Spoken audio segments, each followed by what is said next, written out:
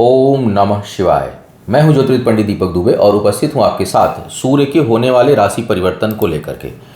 सूर्य अपनी तुला राशि, जो उनकी नीच राशि है, उसमें प्रवेश कर रहे हैं। शुक्र की राशि है तुला और सूर्य के लिए यह उनकी नीच राशि हो जाती है। नीच राशि में प्रवेश करेंगे 17 अक्टूबर को, 16 नवंबर तक यहाँ रहेंगे। 16 नवंबर को फिर वृश्चिक राशि में प्रवेश करेंगे। इस एक महीने सूर्य का जो गोचर रहने वाला है, इसका क्या होगा प्रभाव, करेंगे इसके ऊपर चर्चा। नए दर्शकों को बता दूं कि जो मेरा राशिफल होता है वह लग्न राशि पर आधारित होता है। इसके लिए चंद्र राशि, नामाक्षर, सूर्य राशि इत्यादि को आधार ना माने, बल्कि अपनी लग्न राशि को आधार माने। दूसरा, यह बेहद सामान्य आधार पर होता है। आपको चाहिए कि कोई विशेष परिस्थिति हो तो आप अपनी कुंडली का विश्लेषण कराएं, उसके बाद किसी निष्कर्ष पर पहुंचें। सूर्य जो यह अपना राशि परिवर्तन कर रहे हैं, इसमें शनि मकर राशि में है, उनकी उच्च दृष्टि जो है सूर्य के ऊपर पड़ेगी। सूर्य अपनी नीच राशि में है, तो यहाँ सूर्य जो है वो काफ़ी एक तरह से पीड़ित जैसे होंगे, प्रभावित होंगे। देश काल पर अगर देखा जाए तो शनि की इस दृष्टि और सूर्य का इस गोचर का जो प्रभाव है, यह देश काल में अस्थिरता को बढ़ाने वाला होगा। राजा और प्रजा के बीच में वैचारिक टकराहट का होगा, मतभेद का होगा। तो उस दृष्टिकोण से यह ठीक नहीं है। राशियों की फिलहाल बात करते हैं, क्योंकि आप लोगों की तो मुख्य रुचि राशिफल से है, तो राशियों की बात करते हैं। क्या कहेगा यह सूर्य का गोचर आपके लिए, एक एक करके राशियों के लिए। सबसे पहले मेष वालों की बात करते हैं। मेष वालों के लिए सूर्य पंचमेश है, पंचम भाव के स्वामी होकर के जाएंगे सप्तम भाव में।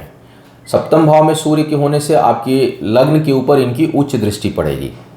महत्वाकांक्षाओं में थोड़ी वृद्धि और कई बार अहंकार को बढ़ा देता है सूर्य का यह प्रभाव आपके अंदर।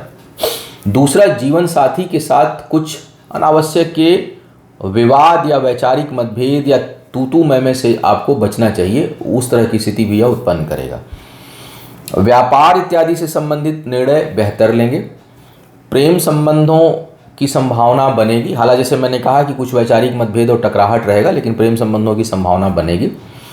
शिक्षा के क्षेत्र में सफलता के दृष्टिकोण से यह ठीक है। शिक्षा में, पढ़ाई लिखाई में मन आपका लगेगा, कंसंट्रेशन बढ़ेगा, कम से कम इस सूर्य के प्रभाव से। तो उस दृष्टिकोण से यह अच्छा है। भाई बहनों के साथ आगमन और या उनके साथ कहीं घूमने फिरने का योग भी आपके लिए यह सूर्य बनाएंगे। वृषभ वालों की स्थिति को देखा जाए तो यह सुख चतुर्थ भाव के स्वामी होकर के छठे भाव में जा रहे हैं। निश्चय ही पारिवारिक जीवन में सुख की कमी आप महसूस करेंगे। उस दृष्टिकोण से ठीक नहीं है। घर परिवार के ऊपर अचानक धन खर्च, चाहे वो मरम्मत में हो, चाहे उसको किसी खुशी के हानि के कारण हो, कुछ न कुछ धन खर्च जो है आपके घर परिवार में खर्च होने की संभावना बनेगी। मकान वगैरह से संबंधित कर्ज लेना चाहते हैं तो उसके लिए यह अच्छा अवसर बनाएंगे, कर्ज की उपलब्धता करेंगे। शरीर के निचले हिस्से में कहीं रोग व्याधि या कई लोगों को सर्जरी वगैरह का योग भी यहाँ से आपके लिए बनेगा। अनावश्यक के वाद विवाद से दूर रहिएगा। कहीं तेज टकराहट जो है वो इस समय हो सकती है। और चूंकि शनि का भी सूर्य पर प्रभाव है, सूर्य नीच राशि में है, तो कोर्ट कचहरी के मामलों से दूर रहिएगा, क्योंकि वह समस्या उत्पन्न कर सकता है आपके लिए। मिथुन वालों की बात किया जाए तो यह तीसरे भाव के स्वामी होकर के आपके पंचम भाव में, अपने नीच राशि में, यहाँ सूर्य का आना बहुत नकारात्मक प्रभाव नहीं देगा।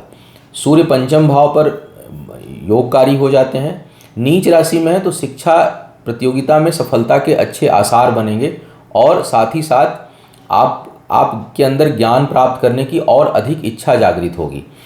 धन के लिए भी ठीक स्थिति बनाएंगे। आय में वृद्धि, आय के संकेत अच्छे दिखाई दे रहे हैं। करीबी लोगों का सहयोग रहेगा और अपने करीबी लोगों के कारण आपका मन प्रसन्न रहेगा। तो कुल मिलाकर के सूर्य का यहाँ पर यह गोचर आपके लिए योगकारी प्रभाव दिखा रहा है। कर्क वालों के लिए सुख भाव में जाएंगे। सूर्य वैसे भी चतुर्थ भाव के लिए कोई बहुत अच्छे ग्रह नहीं है। पारिवारिक जीवन में कुछ नकारात्मकता, पारिवारिक जीवन में कुछ उदासीनता आप महसूस करेंगे।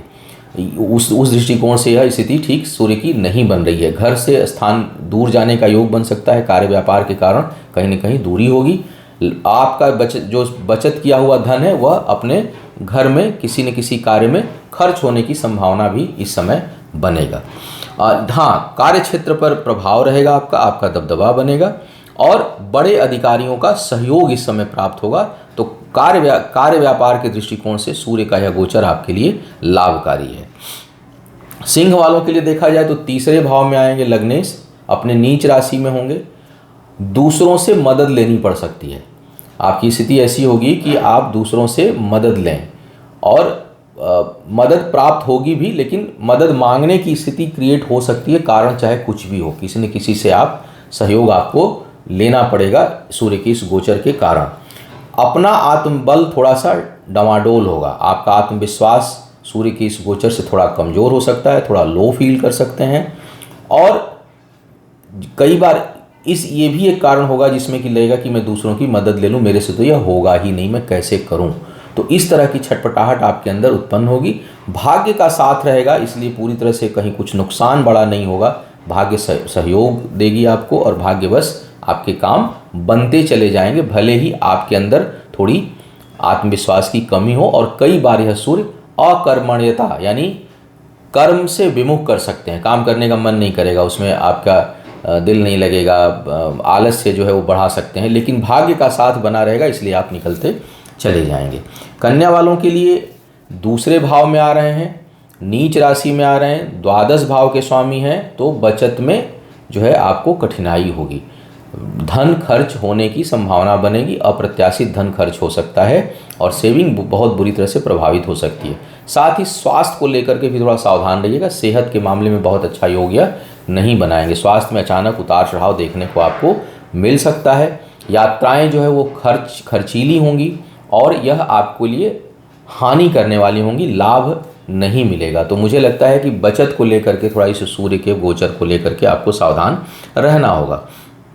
तुला वालों के लिए नीच राशि में आ रहे हैं, 11वें भाव के स्वामी हैं, लग्न में इनका प्रभाव होगा। अब यहाँ सूर्य आत्मविश्वास को नहीं बढ़ाएंगे बल्कि थोड़े थॉट प्रोसेस को निगेटिव करेंगे, सोच जो है वो नकारात्मक दिशा में जा सकती है, अपने ऊपर धन खर्च करेंगे और अपने ऊपर आपका समय भी व्यतीत होगा, धन और समय दोनों अपने उसमें उलझनों में खर्च आपका अधिक होगा और इस कारण से आपकी आय प्रभावित हो सकती है।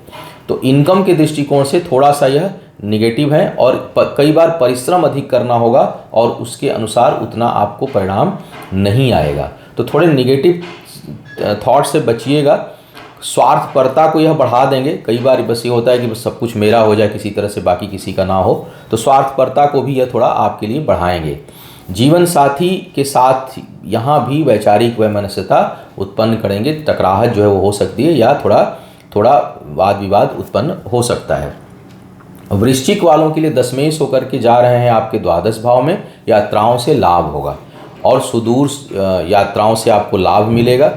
हालांकि यहाँ भी शनि का प्रभाव हर जगह रहेगा क्योंकि सूर्य पर जितने देर तक यहाँ रहेंगे पूरे 1 महीने रहेगा और यहाँ पर यह सूर्य को थोड़े पीड़ित करेंगे, प्रभावित करेंगे, ज़्यादा प्रभावित करेंगे। तो यात्राएं लगभग निश्चित हो जाएंगी, स्थान परिवर्तन का योग बनेगा, लेकिन हाँ ये फ़ायदा है कि इसमें आपको लाभ मिलेगा, बड़ों का आपको सहयोग मिलेगा। स्वास्थ्य को लेकर के थोड़ी सी निगेटिव स्थिति उत्पन्न करेंगे, स्वास्थ्य के मामले में थोड़ी सी नकारात्मक स्थिति उत्पन्न करेंगे। मान सम्मान में कमी होने के संकेत भी जो है वो ये गोचर या संकेत जो है दे रहा है आपके लिए। थोड़ा सा अपने मान सम्मान को लेकर के सतर्क रहिएगा क्योंकि उस पर कहीं ठेस लग सकती है। धनु वालों के लिए सूर्य भाग्य स्थान के स्वामी होकर के आय स्थान में आ रहे हैं, तो आय को थोड़ा सा प्रभावित यह करेंगे, इनकम उतनी नहीं होगी जितना आप सोच रहे होंगे और इनकम को लेके भाग्य पक्ष, हालांकि भाग्य साथ देगी, भाग्य का नुकसान के कारण कुछ कठिनाई नहीं है, लेकिन फिर भी आय थोड़ी सी कम हो सकती है अपेक्षाकृत।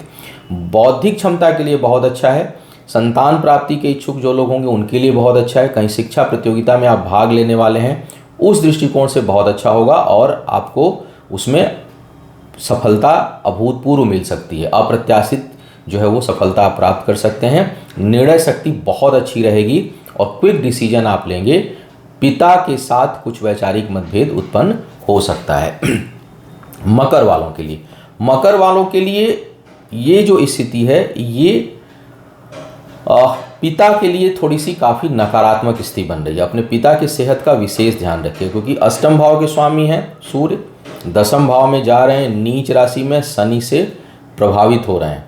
पिता के सेहत का विशेष ध्यान रखना है। अपने से उच्च अधिकारियों के ऊपर आपका दबदबा होगा, हालांकि इस कारण वैचारिक मतभेद भी हो सकता है और कई लोगों का स्थान परिवर्तन भी हो सकता है। तो प्रभाव आपका रहेगा, लेकिन वैचारिक मतभेद उत्पन्न होगा। पारिवारिक जीवन के लिए ठीक है, कहीं कुछ निवेश धन संपत्ति इत्यादि में करना चाहते हैं तो कर सकते हैं, उसके लिए यह सूर्य जो है वो शुभता का योग आपके लिए बनाएंगे।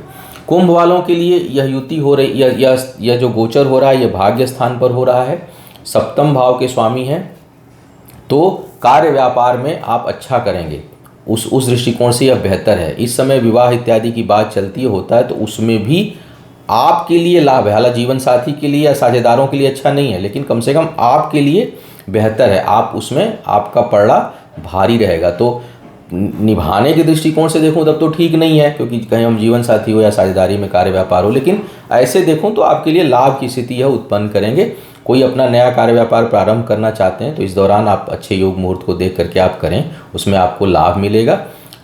विवाह इत्यादि की बात चलती है, उसमें भी आपके लिए शुभता रहेगी और आप जो भी व्यक्ति हो, पुरुष या महिला, जो आपका जीवन साथी बनेगा वो आपसे प्रभावित रहेगा। उस दृष्टिकोण से यह ठीक दिखाई दे रहा है। पराक्रम पुरुषार्थ बहुत रहेगा और आत्मबल को आपकी यह बढ़ाएंगे सूर्य, तो विल पावर बहुत इंक्रीज करेगी और दूसरों की जम करके मदद करेंगे आप। मीन वालों के लिए जो है वो छठे भाव के स्वामी नीच राशि में सप्तम में, रोग में वृद्धि हो सकती है, करीबी लोगों के कारण मन अशांत हो सकता है, लेकिन कर्ज इत्यादि से आपको राहत मिलेगी। कर्ज किसी के ऊपर चल रहा है तो वो चुकाने में आप समर्थ होंगे। धन के बचत के लिए यह बहुत अच्छी स्थिति उत्पन्न नहीं करेंगे, सेविंग जो है आपकी थोड़ी प्रभावित हो सकती है, लेकिन कुल मिलाकर के यहाँ बहुत नकारात्मक ये मध्यम परिणाम जो है आपको देंगे। शरीर के निचले हिस्से में कुछ कठिनाई आपके लिए हो सकती है, तो थोड़ा सा ध्यान रखिएगा, कमर के निचले हिस्से में कुछ न कुछ परेशानी उत्पन्न यह सूर्य आपके लिए कर सकते हैं। तो यह था सूर्य के गोचर का प्रभाव। उम्मीद है आपको मार्गदर्शन मिला होगा। आपका आने वाला समय शुभ हो, आयु आरोग्य और ऐश्वर्य की वृद्धि हो। इन्हीं शुभकामनाओं के साथ आपसे विदा लूंगा। पुनः मुलाकात होगी किसी नए विषय पर, तब तक के लिए मुझे आज्ञा दें। ओम नमः शिवाय।